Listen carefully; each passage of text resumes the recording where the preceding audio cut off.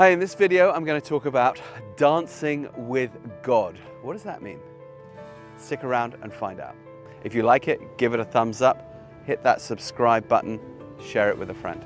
Those of you who follow our stuff know that I was lucky enough to spend a lot of time with the San Bushmen hunter-gatherers in the Kalahari, and I've often heard it said by people there that when you track and when you forage, you're dancing with God. What do they mean by that? Well, there's something about the process of deeply noticing nature in a way that our cells really want, which is, what can I eat? What is medicinal? What's the story here? What's gone on? What do I need to know? What's the landscape telling me? There's something deeply, deeply, deeply healing about this because, of course, we're organisms. And this tells us that we're in a place of biodiversity where we'll survive. In fact, we won't just survive, we'll thrive. And this makes us feel safe, this makes us feel good. So when people talk about, oh, going out in nature is good for you, well, why? Is it because deep down at a nucleic electron, photon, protein, amino acid level, we know that to be in an area of biodiversity means we can eat, means we've got medicine, means therefore we have culture, therefore we have leisure, therefore we have quality of life. But above all, it means we have safety.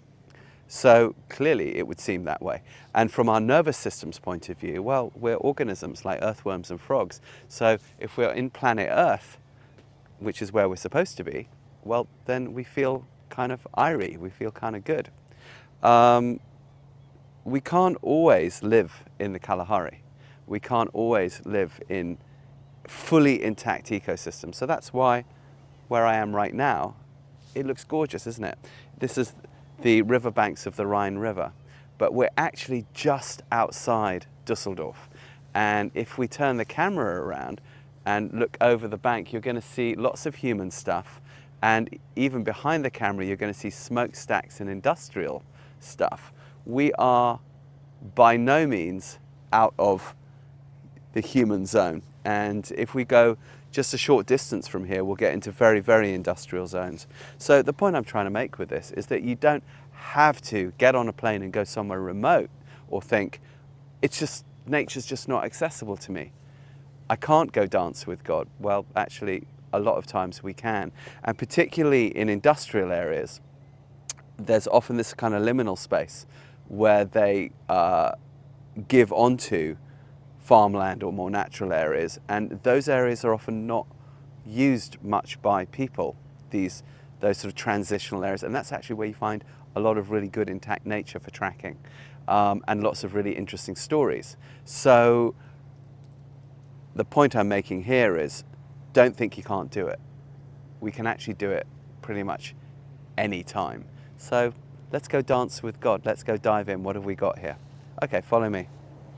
So I'm just putting my eyes on the ground, on this beautiful green. The first thing that hops out at me here is this cuckoo flower. It's so beautiful.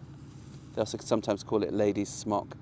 I love that beautiful, delicate but sort of rich grey mauve. It's one of the most beautiful colours. I can eat that thing. Now, here's a disclaimer.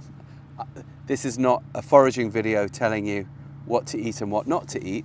I'm going to tell you some of the things that I eat here, and it's also always good to have a book handy or some other guide. But the disclaimer is, obviously, if you're going to go properly foraging for your kitchen, do it with an expert. That makes sense. But nonetheless, I'm going to tell you what I use here. My eye has also fallen on this vetch.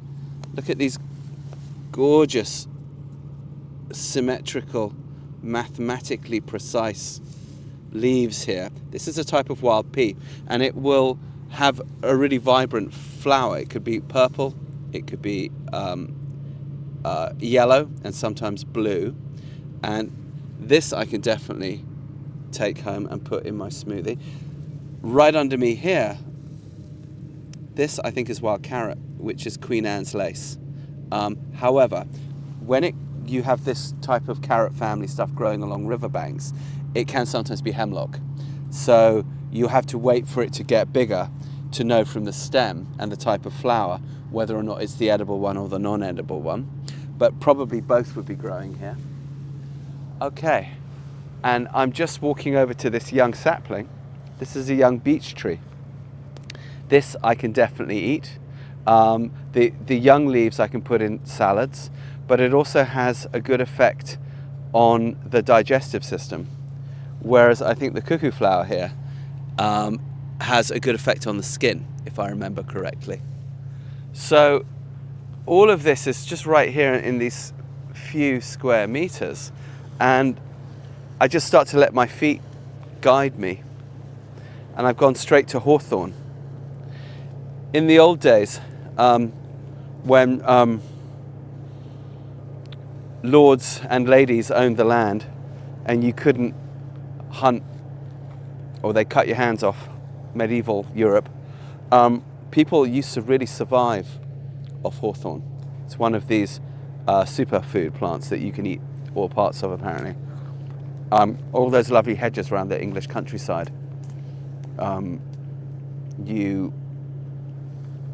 you'll see are largely made of hawthorn, and it's like one big salad. But we don't use it that way. And when I was growing up in the UK, nobody told me that you could actually eat it.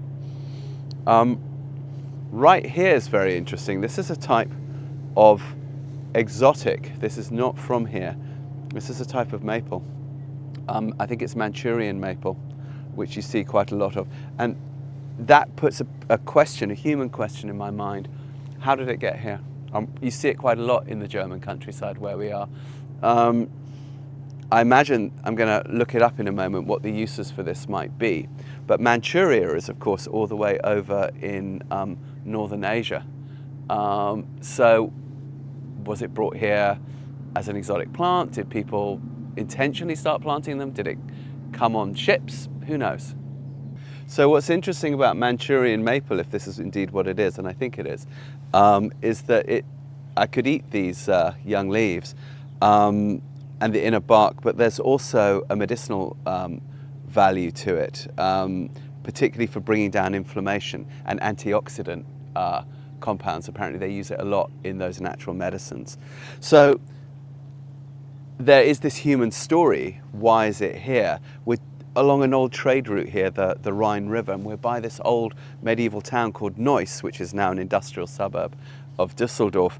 And Neuss was a free trade city with a wall around it that withstood this siege from the Burgundians that lasted a year, apparently, in the 15th century. And you think about that kind of high Game of Thrones style drama going on around here. That's before we even talk about World War II. And then who were the Burgundians?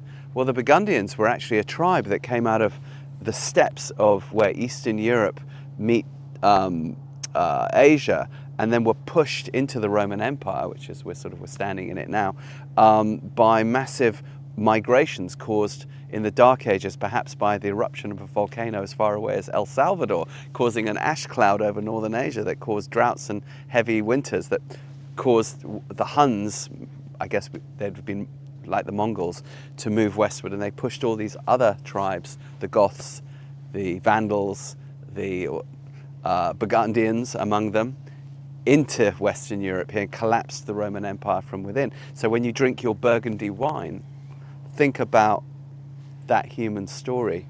And then, of course, we're all fighting for this Rhine trade route, which apparently probably brought this Manchurian tree here somehow.